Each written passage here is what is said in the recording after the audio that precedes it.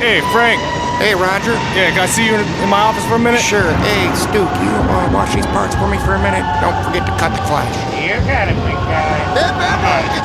Yeah, have a seat. What's up, boss? Yeah, we're making some cutbacks. Oh, I know you're not talking about me. I mean, 15 years. I've got seniority, right? Hey, we're gonna have to let you go. I got kids, man.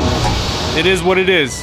He's the president of dumps, victim of a falling economy, got bumped off the assembly line and he feels like a chump. Wonder how he's gonna bring turkey for the giving of presents for the receiving. This sucks. Wonder if Obama has to go without and explain to his children how Santa must have missed the route. I don't think so, he's much too proud to admit defeat or even accept handouts. So he tells his wife that everything panned out at the plant and Christmas is on his plan.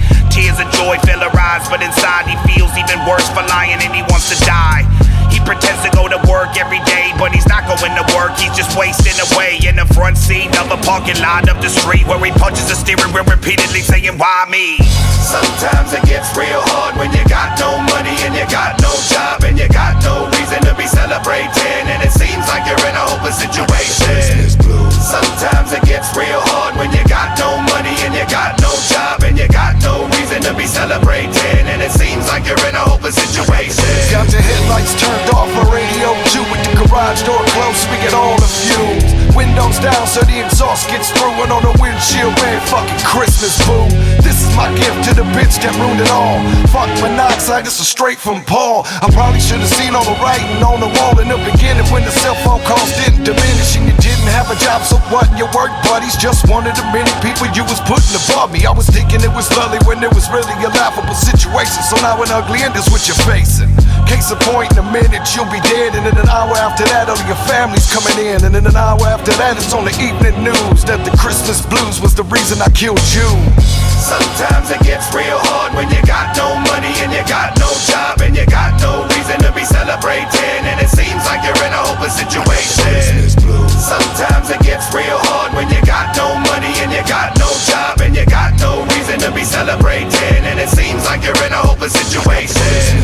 I don't give a fuck, I've been working up in here for 7 years. This motherfucker just fired me like I ain't nothing but a piece of shit. Charlie, you gotta calm down. There's a fucking loyalty issue here, baby. I gotta go in there and handle my business. It looks like he's got a fucking gun. I got something for all you motherfuckers. All you motherfuckers. Let me go.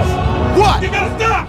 Bet it all on red. She said, Mama gotta pay the bills. 4 mouths to feed at a house up on the hills. Husband a reserve in the army and was called in 2 months ago in the night while they was sleeping. Was a medic in the army and a doctor in the States. Life was the oyster with money to take a taste. Take a page out the book of happily ever after, till a phone call turned the fantasy into disaster. Was a sergeant of the army on the other end. Said he had a little information on her husband. Brace yourself, man, take a seat. Your husband has died in service of the country. We will send his remains and his personal effects to his last residence. I think that's your address, so she's out gambling just to help her forget that she ain't told the kids that their father's dead yet. Sometimes